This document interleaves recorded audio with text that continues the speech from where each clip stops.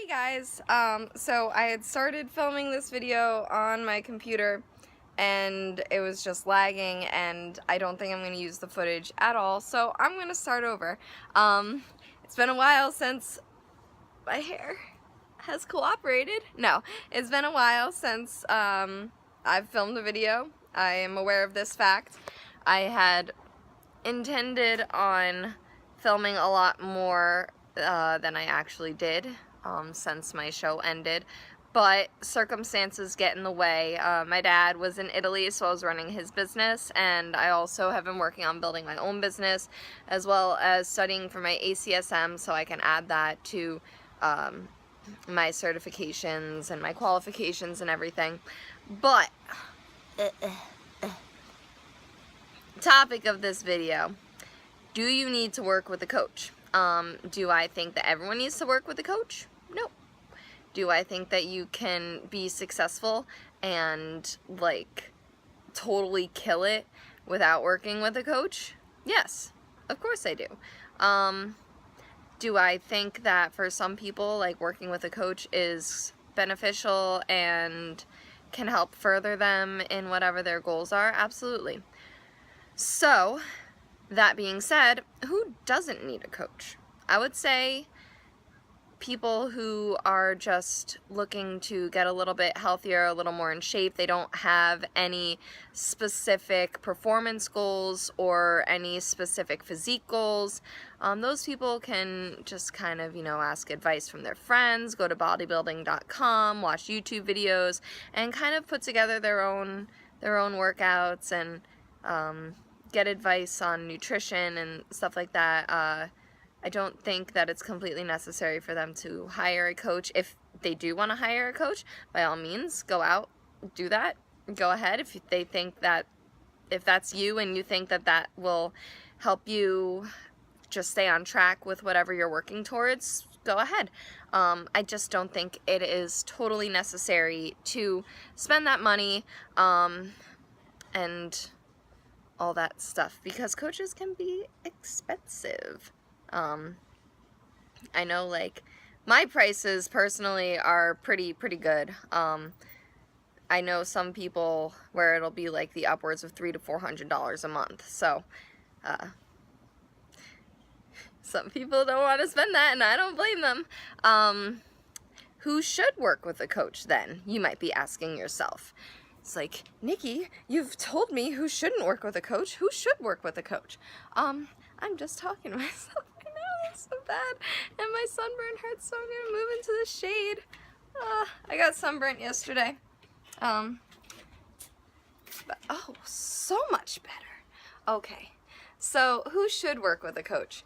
I feel like people who need that extra accountability or are just getting started and have absolutely no clue what they're doing, or people who really have been coaching themselves and haven't seen the progress that they want to see, then it might be a good idea to work with a coach, especially if you are in the sport of bodybuilding or some other type of weightlifting sport, and you want to be like really successful, but you're not entirely sure how to go about that.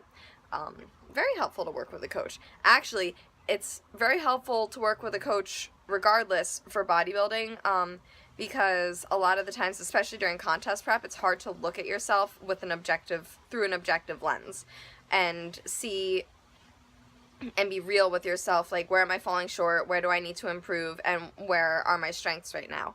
I noticed that, for me, I have been coaching myself since I first decided to start competing. Actually, I made that decision almost a year ago to do my first show.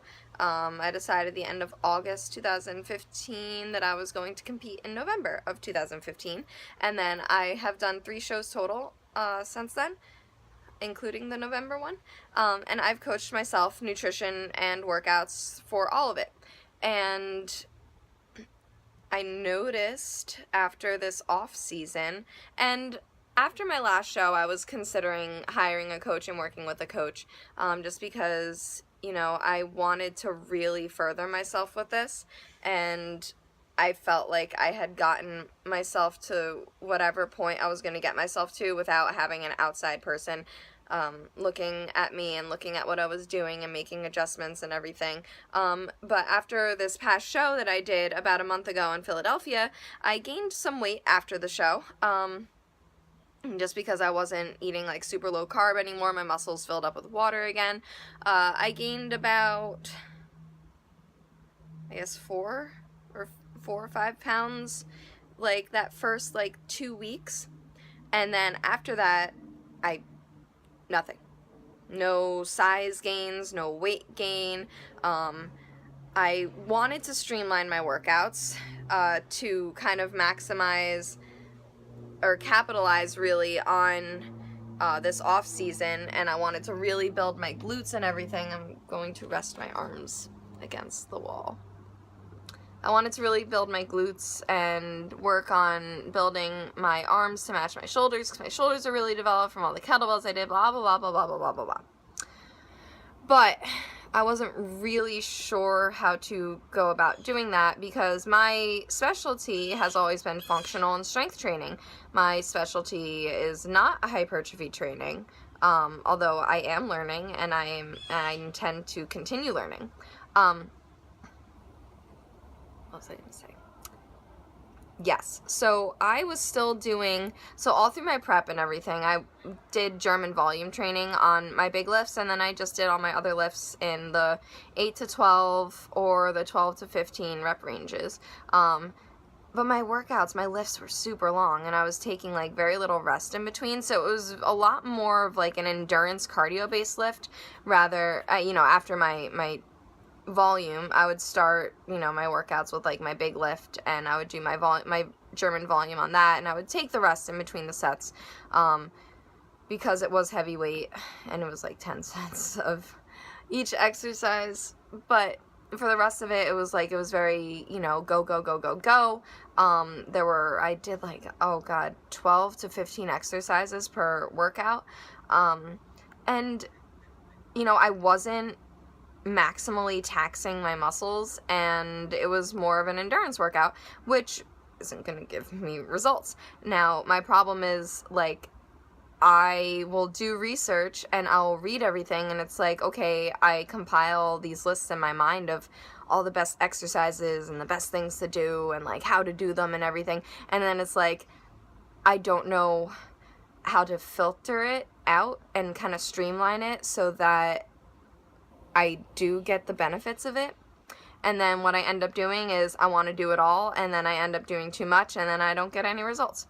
So what I decided to do was I reached out to Robin Gallant. I'll link her channel below because she puts out awesome stuff. I mean, she's pretty well known. She's a Gymshark athlete, and she's been doing the YouTube thing for almost 2 years now, I think.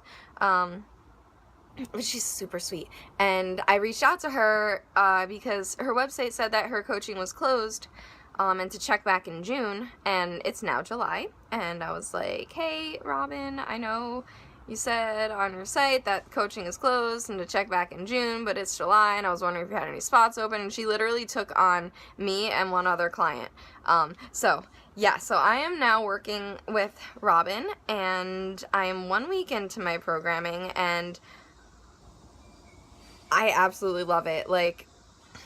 My workouts, my lifts, it's a lot less than I'm used to doing, but the exertion level is so much higher, and I'm actually feeling my glutes activated. That's another thing that I have. I'm very quad and hamstring dominant, so whenever I do any lower body exercise, those are what tend to take over. So I wasn't really sure what exercises to do to kind of actually activate my glutes, and this program has got me feeling my glutes, and I've never really felt my glutes before.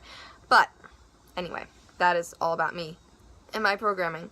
And back to whether you need to hire a coach. It really just depends on if you are seeing the results that you want, and if you're not, then you should consider having someone outside look at what you're doing, assess what you're doing, maybe tell you what you're doing or what to do, And it's not necessary that you, like, get coached for the rest of your life. Like, sometimes doing 1 or 2 months of coaching and then, like, learning and knowing what to do for yourself, that's what all it takes. But yeah, that's it. I hope you guys enjoyed seeing actual video content as opposed to me not uploading anything. But yeah, I'll see you guys later. Bye.